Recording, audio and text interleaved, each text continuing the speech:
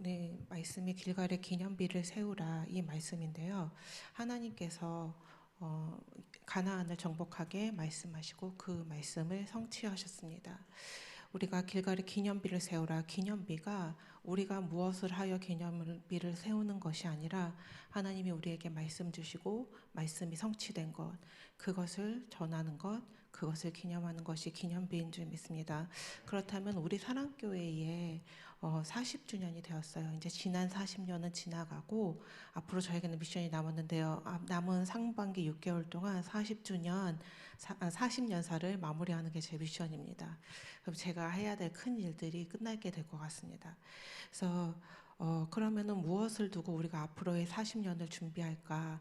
그렇다면은 우리가 그 기준으로 생각할 것 이미 선포된 말씀밖에 없을 줄 믿습니다. 그래서 미래 40년의 기념비 무엇이 될 것인가?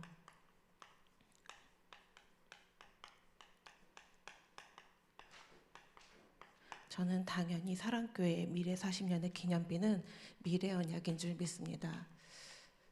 그럼 미래 언약 첫 번째는 뭐죠? 네, 언약 성전입니다.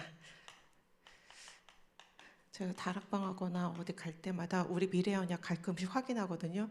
그럼 자꾸 순서도 뭐 순서는 중요하지 않죠. 5개가 있으면 되는데 5개를 자꾸 이렇게 헷갈리시고 하나씩 빼먹고 그러시는 분이 있는데 두 번째는 그럼 뭐죠? 강북 알류트십니다. 그리고 3번은 미래 지도자에게 양성하는 RU, RTS 놓고 기도하고 있습니다. 그 네 번째는 뭐죠? 다민족 선교.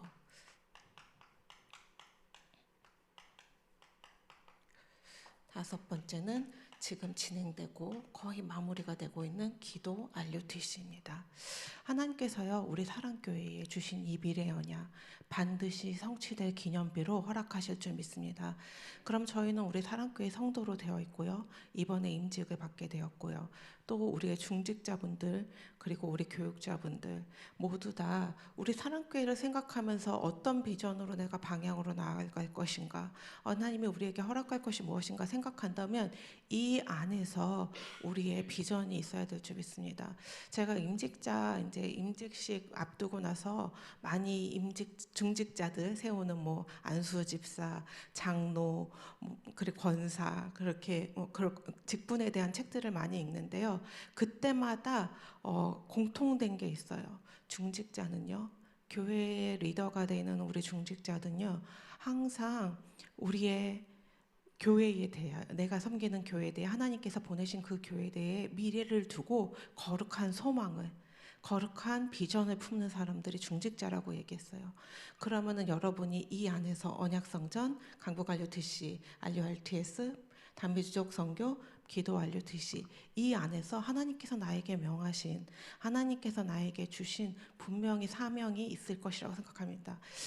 저 단어 5개가 있지만요. 내가 한두 개씩 빼먹을 수 있는데 절대 잊어버려지지 않는 나에게 그게 다민족 선교이든 언약 성전이든 무엇이든 분명히 마음에 담는 것이 있을 줄 믿습니다.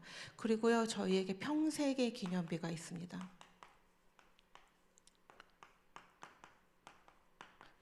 무엇이죠? 이제 눈치를 채셔야 되는데 그러면은 평생 언약입니다. 하나님께서 우리에게 평생 응답받아 누릴 기념으로 평생 기념비로 평생 언약을 주셨습니다. 1번은 무엇이죠? 영적 군사입니다. 하나님께서 창세기 3장 15절 여인의 후손을 약속하시면서 뱀의 후손을 박살내겠다고 얘기하신 그 순간부터 우리는 영적 전쟁이 이미 선포된 것입니다.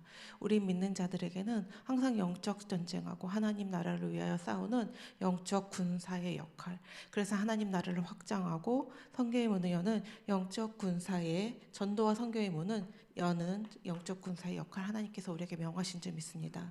그리고 하나님께서요 영적 의사 우리가 가는 곳마다 우리가 치유하는 것이 아니고요. 내 안에 계신 하나님께서 우리가 갔을 때 무엇을 선포할 때요?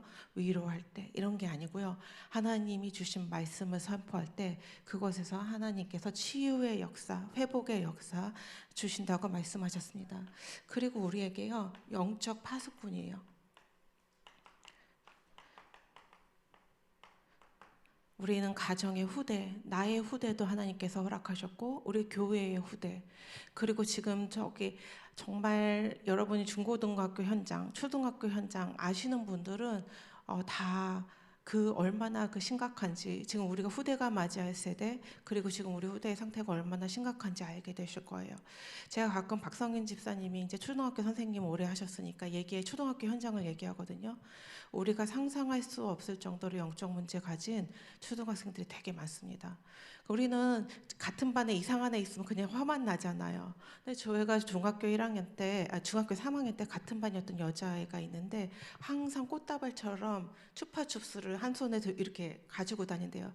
그것을 끊임없이 까먹으면서 수업 시간에 갑자기 대성통곡하면서 울기도 하고, 선생님이 무슨 얘기했는데 웃기지도 않는데 막 웃기도 하고, 그런데 이 아이를, 그래서 모든 아이의 수업을 방해하는데도요, 이 아이를 어떻게 조치할 방법이 없어요. 선생님이 웬만하면은 학교 나오지 말라 이렇게 하기도 하고, 근데 애는 꼭 나와요. 나와서 수업 시간마다 이상하게 귀신처럼 웃기도 하고, 그리고 대성통곡하기도 하고, 그걸 매일매일 반복하니까 자기는 정말 미칠 것 같다는 거예요. 그래서 내가 우리 하나님께서 우리에게 복음 전하라는 사인인지 모르니까 기도해 보다가 사인을 주면 우리가 놀이터에서 만나서 복음을 전하자. 제가 그때 복음에 뜨거운 마음이 있는 것이 아닌데도요, 계속 그러니까 진짜 얘 에게는 복음이 필요한가 보다. 그렇게 결론 내릴 수밖에 없는 아이들이요, 밤마다 다 있어요. 우리 후대들은, 우리 교회 다니는 우리 후대들도요, 현장에 가면 그런 아이들을 계속 만나게 됩니다. 우리가 해야 될 것이 무엇일까요? 영적 파수꾼입니다. 하나님께서 우리에게 영적 군사로, 영적 의사로, 영적 파수꾼으로 미래의 언약을 성취시켜 우리에게 평생의 기념비를 주시기로 약속하셨습니다. 그러면요, 2025년의 기념비는 무엇일까요? 강단 메시지입니다. 날마다 새로운 시작. 제가 교육자 생활을 하면서 되게 많은 이야기를 듣잖아요. 우리가 오직 복음 되면은 그리스도니까 그리스도잖아요. 근데 이제 그리스도가 아니니까 자꾸 오직 복음이 안 되는, 모두 다 한 구석씩을 있잖아요. 그럼 이제 얘기를 하다 보면은 내가 오직 복음 되지 않는 남아 있는, 내가 그리스도께 아니고 사람으로 태어났기 때문에 필연적으로 가질 수밖에 없는 일들이 계속 부딪히기도 하고, 그 얘기가 계속 나오기도 하고, 그러니까 제가 이제 사역을 하면서 제일 많이 하는 기도는 내 남아있는 작은 믿음도 떨어지지 않게 해달라는 기도를 제일 많이 합니다. 하나님 믿음대로 하게 해주시고, 그것을 기도하는데, 그러면은 내가 그 기도를 할 때마다 교회에서 사역하기 때문에 어떤 기도를 제일 많이 할까요? 하나님, 날마다 새로운 시작하게 하지 않으셨습니까? 하나님, 정말 나에게 다른 것이 아니라, 고린도후서 5장 7절입니다. 하나님께서 주신 말씀이에요. 그런즉 누구든지 그리스도 안에 있으면 새로운 피조물이라. 이전 것은 지나갔으니 보라 새 것이 되었도다. 저도 성도님들도, 중직자분들도, 어쩌면 같이 있는 교육자들도, 우리는요 전부 다 사람으로 태어났기 때문에 옛 구습과 썩어질 옛 것에 집착하는 게 당연한 거죠. 그래서 하나님께서도 오늘 그리스도 안에서 새로운 피조물로 태어나는, 하나님께서 주신 날마다 새로운 시작하라고 말씀하셨다는 말씀을 계속 묵상합니다. 잘 되면은 묵상 잘 안 하겠죠. 안 되니까 계속 묵상합니다. 하나님께서 나에게 주신 일용할 양식인 줄 믿습니다. 그래서 정말 하나님께서 나에게 오직 복음만이 답이 된다는 것, 이것으로 나에게 답을 내면 그것이 끝이라는 것, 새로운 피조물이 되기 위해서 그리스도가 오셨다는 것, 그분이 나에게 언약을 성취하셨다는 것, 이것을 계속 묵상하는 은혜를 날마다 누리기에 하기 위해서 문제를 주신 줄 믿습니다. 그리고 두 번째는요, 또 히브리서 13장 13절입니다. 오직 오늘이라 일컫는 동안에 매일 피차 권면하여 너희 중에 누구든지 죄의 유혹으로 완고하게 되지 않도록 하라. 죄, 우리가 물건을 훔치고 막 여러 가지 죄를 생각할 수 있잖아요. 뭐 이렇게 건건하지 않은 거 막 우리 이렇게 판단하기도 하는데 죄 중에 가장 큰지 하나님께서 무엇이라고 얘기했습니까? 창조주 하나님을 인정하지 않는 것, 하나님의 절대 주권을 인정하지 않는 것. 오늘 그렇기 때문에 그 결과로 내가 불신앙할 수밖에 없는 것. 그것에 대한 말씀을 하는 것입니다. 우리가 서로 불신앙하지 않을 수 있도록 권면하는 것, 우리의 하나님께서 오래 주신 이유 있을 줄 믿습니다. 그러면 당연히 뭐 할 일이 많겠죠? 불신앙하지 말라고, 불신앙하는 죄 짓지 말고 서로 권면하라고 그러면 우리에게는 그 신앙할 수밖에 없는 문제들이 더 많다는 얘기겠죠. 하나님이 그렇기 때문에 미리 시작하기 전에 말씀 주신 줄을 믿습니다. 저는 그러면 이제 이렇게 3개까지 올해까지의 얘기하셨는데 여기서 마음에 담기는 나의 소원이 있나요? 저는 이 미래 지도자 RURTS와 그리고 다민족 선교 여기에서 한 70%는 미래 지도자를 놓고서 많이 기도했고요. 다민족 선교 한 30% 정도는 일을 생각하고 교회를 생각하고 비전을 생각하고 중심을 둘 때 2가지가 마음에 담기는 것 같습니다. 언제인지는 잘 모르겠는데요. 제가 대학교 때 우선은 신학을 하기 위해서 마음을 담고 이제 그때는 전문사역에 관한 훈련들이 되게 많이 막 일어날 때였었는데 그때 여기다 쓸게요. 에스겔 3장 17절의 말씀을 주셨었어요. 이게 언제였었냐면요. 진짜 귀신 같은데 제가 분명히 문서 선교국 가가지고 들었거든요. 수련회 가가지고 문서 선교팀 모였을 때. 그래서 에스겔 3장 17절을 주고 유 목사님께서 직접 얘기하셔가지고 제가 그때 내 평생 사용 문서 선교다. 내가 글 쓰는 거 좋아하기도 하고 하나님께서 그렇게 책 읽고 그런 거 좋아하니 내가 정말 평생 문서로 그리스도를 전하는 글, 책 남기는 거고 싶다. 그런 생각을 하면서 마음에 담았는데요. 나중에 차동호 목사님한테 얘기해가지고 분명히 그분도 문서 선교니까 이걸 남겼을 거 아니에요. 아무리 둘이 뒤져도 찾을 수가 없어요. 하지만 하나 말씀은 남았습니다. 에스겔 3장 17절. 이 말씀으로 저는 문서 선교를 담았는데요. 인자야 내가 너를 이스라엘 족속의 파수꾼으로 세웠으니 너는 내 입의 말씀을 듣고 나를 대신하여 그들을 깨우치라. 이때 주셨던 말씀입니다. 그래서 저희가 이게 가문에 우리 가정의 기도 제목입니다. 그러니까 대표 성경 구절입니다. 에스겔 3장 17절. 이렇게 애들이 어디 중요한 성경 구절 써가라고 그러면은 에스겔 3장 17절 쓰고 조엘을 낳았을 때도 이 말씀을 기도했고요. 재훈이를 낳았을 때도 요시야 왕 성경 구절 놓고서 기도했지만 이것 성전을 회복하고 말씀을 회복하는 건 놓고 기도했지만 문서 선교 말씀 회복에 대한 것을 놓고서 항상 기도하고 가문을 놓고서 가정을 놓고 기도하는 성경 구절입니다. 그래서 미래 지도자의 우리 목사님께서요 이 얘기하시잖아요. 칼빈 같은 지도자, 신학자 나오기를 원하고 바울 같은 전도자 나오기를 원하신다고 얘기를 계속하세요. 그럼 저도 이제 40일을 기도하고 400일 기도하고 또 이번에 40일을 임직식 창립 40주년이 디데이가 되도록 40일 기도를 마쳤거든요. 그 중심의 기도에 하나님께서 어렸을 때부터 마음에 담아주셨던 내가 복음 듣고 마음 담아주셨던 이 기도 제목을 놓고 계속 기도했어요. 하나님 내가 지금 무엇을 이 기도 제목을 놓고 무엇을 하는 게 맞는지에 대한 기도를 계속했는데요. 칼빈 같은 신학자 우리 후대 중에서 나오기를 조회가 그런 신학자가 되기를 기도하고 사실은 우리도 그 길을 갖고 있었는데요. 제가 이거를 놓고서 교회를 기도하다가 오늘 간단하게 우리가 어떻게 복음을 받게 되었는지 빠르게 말씀드리도록 하겠습니다.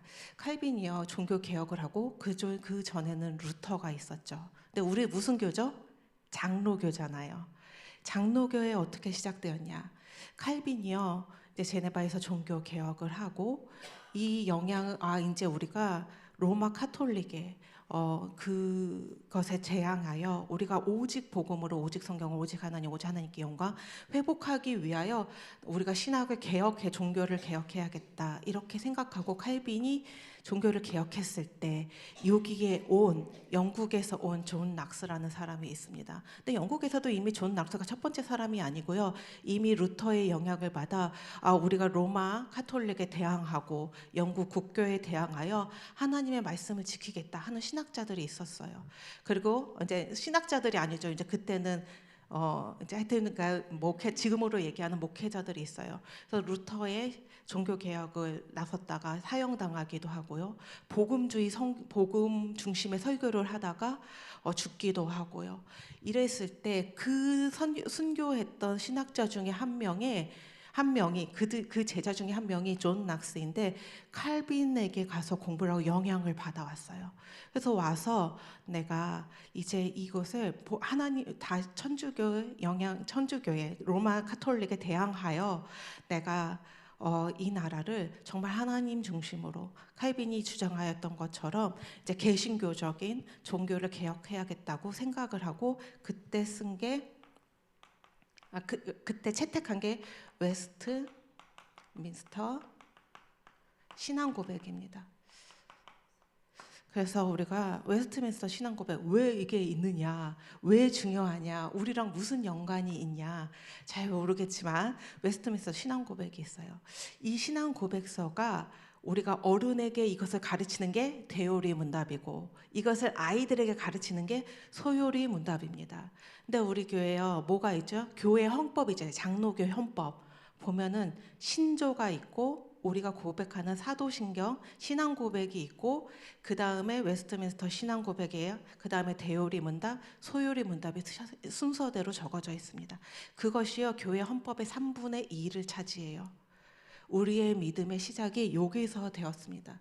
이 사람들이요. 근데 그렇게 지금 로마 카톨릭의 영향권이 그렇게 큰데 믿음을 지키기가 그 종교 개혁에 말씀 중심으로 개혁하겠다는 것, 하나님 중심으로 다라 개혁하겠다는 게 쉬웠을까요?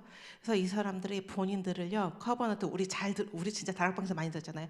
커버넌터, 내 언약 가진 사람이라는 것을 이름으로 세우고 그때부터 전쟁을 시작합니다. 이제 영국 국교회와도 전쟁을 시작하고 로마 카톨릭과도 전쟁을 시작해요. 근데 힘이 별로 있나요? 그러니까 계속 죽이는 거죠. 커버넌터라는 사람 그것을 대상으로 이제 숙청을 시작합니다. 확인하고 그 개혁을 하기를 원하면은 죽이고 수정시키고 화형시키고 죽이고. 그러니까 이 사람들이 결국 스코틀랜드에서 장로교를 개혁하기로 정하지만 너무 탄압이 심하니까 17세기, 18세기에 이 사람들이 어디로 넘어가요? 미국으로는 망명하게 됩니다. 미국으로 넘어간 청교도들이 이 신앙을 미국에 뿌리 내려 장로교가 미국에 뿌리를 내리고 그 중에서 북장로교에서 한국에 선교를 와서 우리가 복음을 받게 되었습니다. 그런데요, 그러니까 피의 선열이고요. 이 사람들이 별거 아니지는 않죠. 이 칼빈의 이 작은 시작이 존 락스를 통해서 스코틀랜드에 그리고 그 후손을 통해서 미국을 전역을 복음화하고 미국에서 가장 선교사를 많이 파송하는 그때에 그 중에 한 나라가 한국이었고 우리가 복음을 받게 되었습니다. 그래서 진짜 미래에 한 사람의 그 신학자라는 건 굉장히 중요한 거고 신학자를 통해서 목회자가 배출된다는 건 정말 큰 일입니다. 그래서 이것을 놓고 또 한나의 양대산맥이 있는데 그건 나중에 하도록 하겠습니다. 그래서 여기에서 이 사람들이 공부했던 학교가 에버딘과 에딘버러 대학이에요. 근데 에버딘 대학의 표어가요. 지혜의 구원은 주님을 경외함이라 이거예요. 학교의 표어가요. 지혜의 근원은 주님을 경외함이라예요. 그것이 학교의 표어입니다. 거기서 공부하는 많은 신학자들이요.